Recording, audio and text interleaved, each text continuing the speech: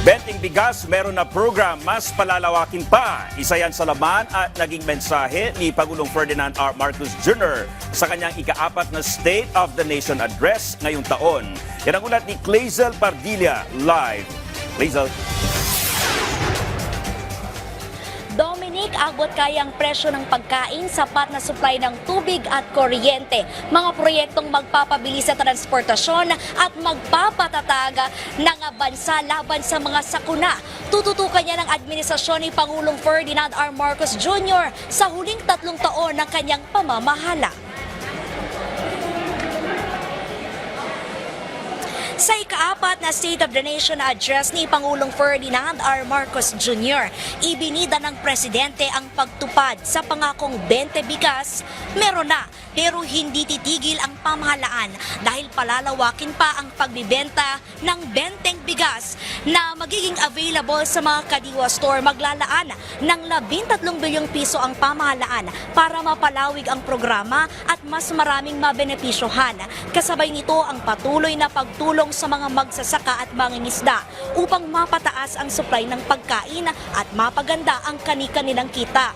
Tututukan din ng administrasyon ang mga isyong dikit sa sikmura, gaya ng problema sa kuryente. 3 milyong kabahayan pa rin sa bansa ang walang kuryente. Pangako ng Presidente, hahabulin ang mga kumpanyang nagpapabaya sa paghahatid ng maayos sa supply ng kuryente. Wala ring takas ang mga negosyong bigong magbigay ng disenteng patubig. Dapat maibsan ang hirap na pinapasa ng mga Pilipino.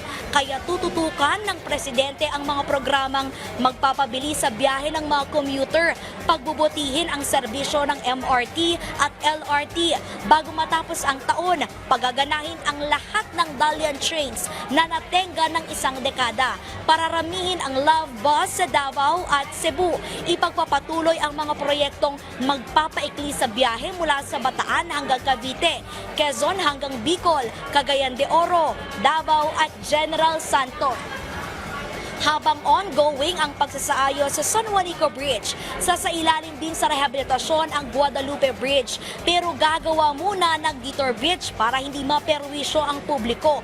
Pinainspeksyon ng Presidente ang lahat ng mga tulay. Hindi dapat bara-bara ang gawa dahil ang mga infrastructure projects ni Pangulong Marcos hindi lang dapat mapakikinabangan ngayon, kung hindi ng susunod na henerasyon. Mas matatag na hinaharap. Ito, Dominic, ang direksyon ni Pangulong Marcos, kaya hindi palalagpasin ang mga palpak at guni-guning flood control project, lalo na ang mga kurap na pinagkakitaan umano ang mga proyektong dapat pipigil sa sakuna, lalo na ng pagbaha. Narito ang bahagi ng talumpati ni Pangulong Marcos. Kickback, mga initiative, errata, SOP for the boys.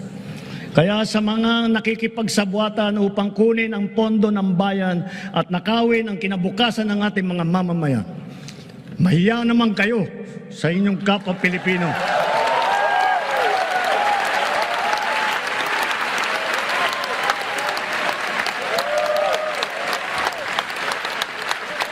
Mahiya naman kayo sa mga kabahayan nating naanod o nalubog sa mga pagbaha. Mahiya naman kayo lalo sa mga anak natin na magmamana sa mga utang na ginawa ninyo na binulsan nyo lang ang pera.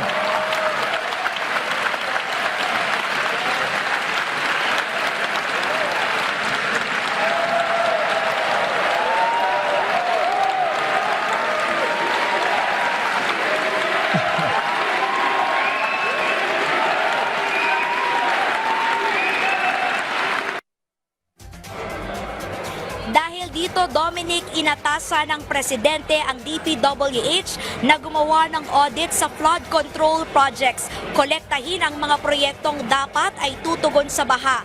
Isa publiko para makilatis. Matukoy sino ba ang nagkulang, sino ba ang nagpabaya. Dahil babala ng Presidente, Dominic, pananagutin sila. Yan na muna ang pinakahuling balita. Balik sa'yo, Dominic. Alright, maraming salamat, Clazel Pardilla.